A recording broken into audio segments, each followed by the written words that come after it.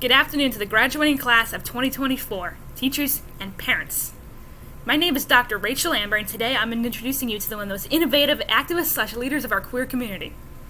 That activist's name is Marsha P. Johnson, and she will be speaking to you today about how to be free to be who you are, change the world by breaking down societal roles, and role-reversing your antagonist's words and thoughts. And today I always say to them just like she does, pay no mind and move on. Marsha P. Johnson started out as a young woman living in a Christian household in New Jersey, and began cross-dressing to represent who she was inside and out. After high school, she left her parents' home for Greenwich Village in New York. She struggled every day to make ends meet as a homeless drag queen, but it didn't stop her from helping those in need while performing with other drag queens. One night the police raided the Stonewall Inn in 1969, which Marsha frequented, and that's when she had enough.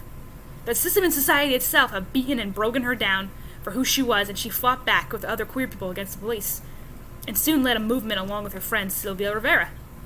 She didn't stop there, though. She became one of the chief leaders during the gay liberation movement, even though many people wouldn't admit it. Since she was a trans woman of color, it made things a little rougher for her and other people in the trans community to be seen.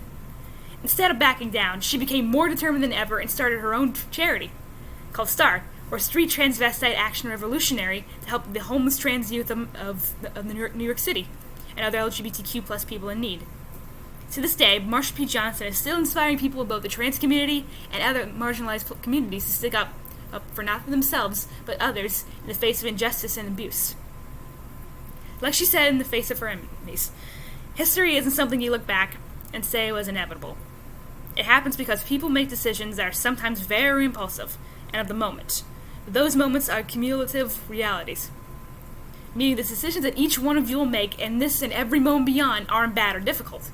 It was the choice that you felt was right. Now, considering all this hype that I've been saying about this wonderful woman, blessed be everyone, and please put your hands together for the everlasting, astounding, and forever gorgeous Marsha P. No Mind Johnson.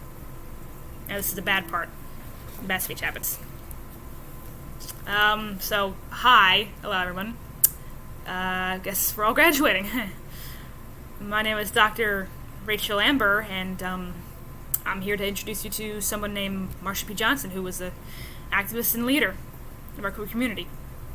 She will speak to you today about how to be free to be who you are, change the world by breaking down societal roles and role-reversing your antagonist's words, thoughts, and yada yada yada.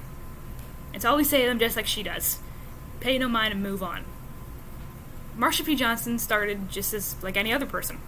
As a young person living in the Christian household in New Jersey, and began cross-dressing to represent who she was. After high school, she left her parents' home for Greenwich Village in New York. Very nice place.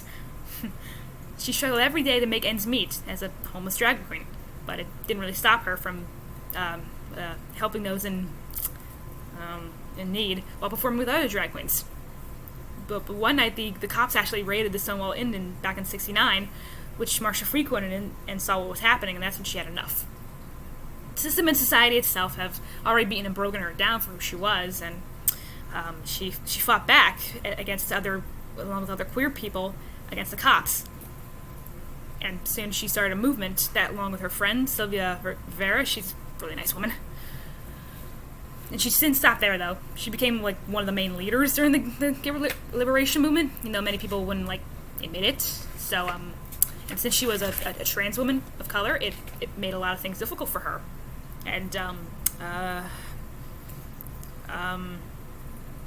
it's hard for her to be seen as who she was. And instead of backing down, she became more determined than ever and started her first charity called STAR, or Street Transvestite Action Revolutionary, to help other homeless trans youth and other people in need.